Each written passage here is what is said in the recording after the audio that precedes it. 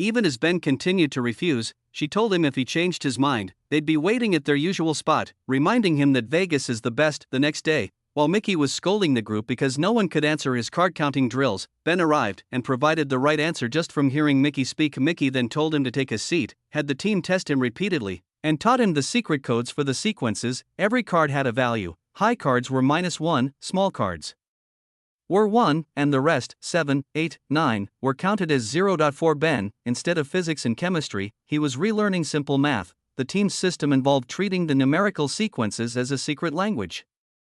He informed Mickey that he would quit as soon as he made the $300,000 for medical school. Mickey explained that they could play legally and safely using these methods. Meanwhile, a man named Cole Williams was beating a man to teach him a lesson, telling him that if he wanted to count cards, he should go to Atlantic City instead. While sitting in a coffee shop at night, the system was explained. The team consisted of spotters and a big player.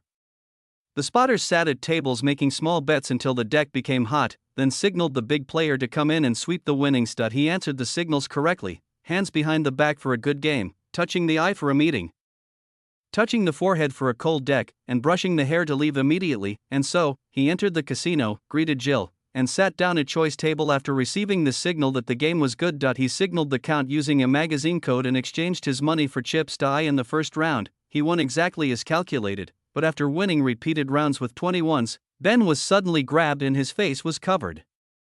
Mickey then congratulated him, explaining he just wanted to see if Ben could still keep the count under the pressure of being captured. Mickey informed Ben that he wanted him to take Jimmy's place as the big player. Most importantly, he warned Ben that they must strictly track the cards and follow team rules, never gambling with emotion. He mentioned they were heading to Vegas the next day and that he had already arranged for someone to help with Ben's school assignments. At the airport, Fisher pushed Ben into a restroom and made him hide $250,000 in cash in his underwear to avoid detection. Mickey, waiting in the hotel suite, had prepared new identities, changing Ben's name to the son of a high-rolling Russian diplomat.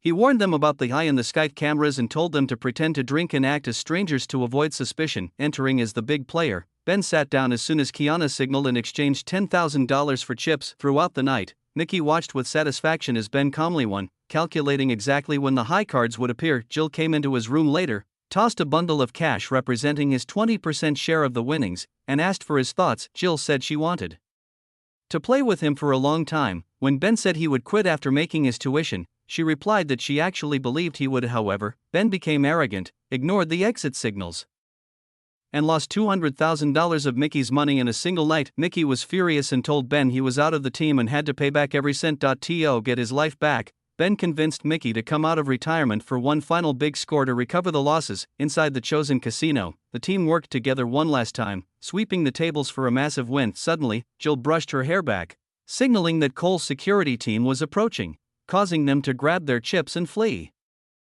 Once in the getaway car heading for the airport, Mickey opened his bag only to find chocolate coins instead of casino chips. It turned out that Ben had made a deal with Cole to hand over Mickey in exchange for his own freedom. As Ben and Jill tried to walk away, Cole calmly approached and demanded the actual chips for himself as a retirement fee. Ultimately, Ben reconciled with his friends, used his math skills to move forward, and won the heart of the girl he loved. Back in the interview, Ben finished his story. Whether it made for a good essay or not, the scholarship professor was left listening with his mouth wide open.